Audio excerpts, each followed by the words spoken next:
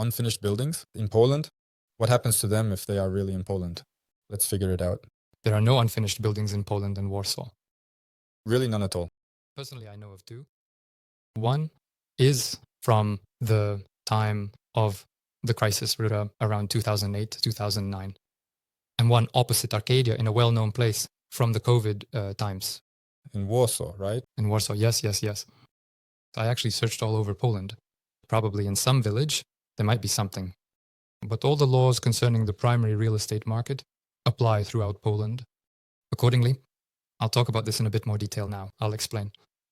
Accordingly, if there is any unfinished construction somewhere by law, all the money must be immediately returned to the investors. So look, there are two unfinished constructions in Warsaw over the last 20 years, right? But there isn't a single investor who lost money on an unfinished construction. Why is it that there are no unfinished constructions in Poland? What does the legislation and market look like that prevents this from happening? There are a number of specific insurances for this. The first insurance is mandatory insurance that the developer pays every year. It's like a common fund, a sort of collective pool into which developers are required to contribute a certain amount of money. If for some reason the developer cannot complete the project, goes bankrupt, or someone dies, lost in a card game. I always bring up this example for some reason because it happened in 2016.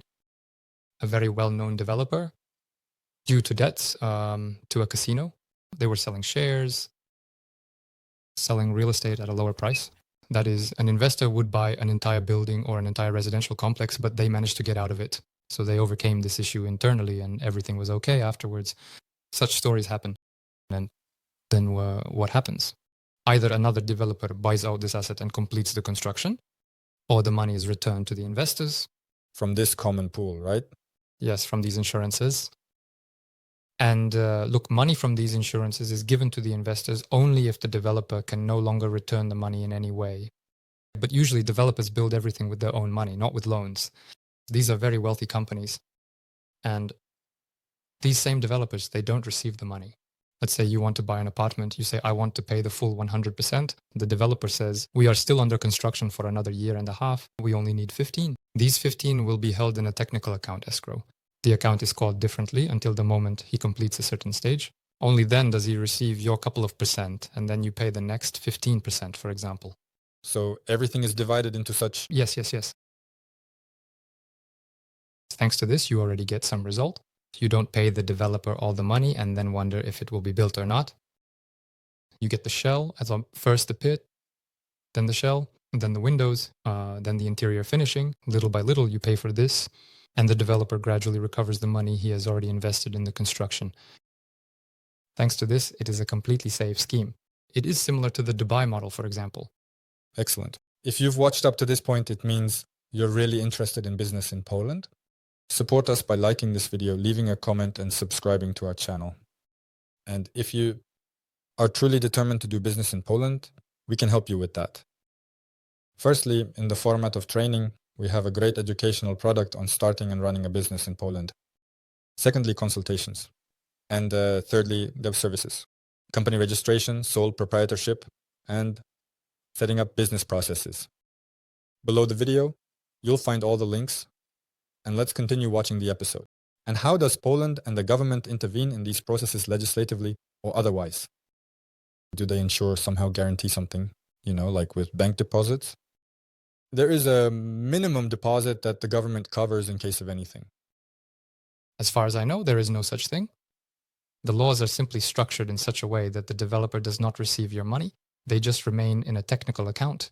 They are yours until the developer completes this stage, hands it over, and a special commission confirms it. And in the case that we reach the stage of 80% of the house construction, and at that moment, if he goes bankrupt, he usually just returns the money from his own funds, so to speak, and then resolves the issue himself. Or in another way, for example, the apartment I bought for myself a long time ago, I bought it and it was conditionally problematic. The developer had built 4 houses and my house was the 5th in this investment. And it even differs in color. That is, all the houses there are blue and mine is kind of grayish. Because just when the structure was already erected, he died. The main director died, the co-founder, and some disputes began. That is, his son claimed the company, someone else, some creditors, and so on. The house stood idle for an extra 2 years. Nothing was done to it. But eventually, they started working on it. Only then did they open the sales and someone else bought it, the developer who eventually completed the construction. And we bought from him. The house was sold completely. People lived there normally. It was finished. The only thing that distinguishes it is the color of the finish, because for some reason, they conditionally changed these last moments. And in this case, another company simply bought it out, this construction, and sold it there, completed the project and sold it. Yes, they mainly finished the elevation. How do you say elevation in Russian? Elevators or what? No. Elevation, it's the exterior finish. Yes, they completed the exterior finish and the interior finish, conditionally plastered the apartments, entrances, laid tiles. They installed, screwed in the light bulbs. That's what they finished. In Ukraine, in our countries, there is a risk. Do you even know what kind? It's not related to unfinished construction, but to the fact that the developer might take the money and not build, essentially disappear. The risk of disappearance. What happens in such a case? Is there one like this in Poland? Risk? Our real estate agency will find them. Look, there isn't, because the developer doesn't get your money. That's the whole point. That's the essence. The developer doesn't receive your money until they complete the first stage. They receive the money afterwards for the first stage. Then they build the second stage with their own funds, and only then do you pay them for it. That's exactly how it works. Even when you transfer money to the developer, it sits in a bank account that doesn't belong to the developer. It sits in the bank's account. The developer doesn't see them, they can't take them, they won't receive a penny until the bank. Yes, that's a game changer. Yes. This is precisely what makes the purchase very safe, and why there's a shortage of real estate in the primary market here. Because the buyers are mostly Polish. 95% of the market is Polish. So they are not afraid to buy new builds at all. Buying a new build is like going to the store for bread. Going to the store for bread is even riskier because you might meet someone on the way. Yes. Look, the risk of delays. They promise to build it in a year or two. I live in a rented apartment and I've already signed up for a 30-year mortgage. And the house still isn't built? Yes, there is such a risk. It was present during COVID. They delayed the handover of apartments by up to 6 months. But if we don't take the whole COVID situation into account, before and after that, developers usually deliver the project right on time. Are there penalties maybe? Yes, the contract specifies penalties. They are small. Penalties up to 4%. Plus, if the developer delays significantly, you can always exit the contract, even if the house is built. That means you always have the right to withdraw from the purchase, and they must return your money along with the penalty. If they delayed, they delayed.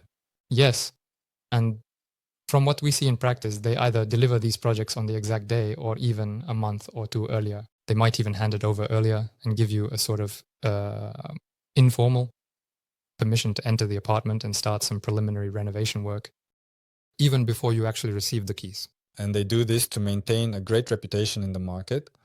And plus, well, if the project is completed earlier, we'll receive the final payment sooner, right? Yes, it's definitely not financially beneficial for them to delay. And including the object, the earlier it's handed over, the better the developer's reputation. Yes, great. Thank you.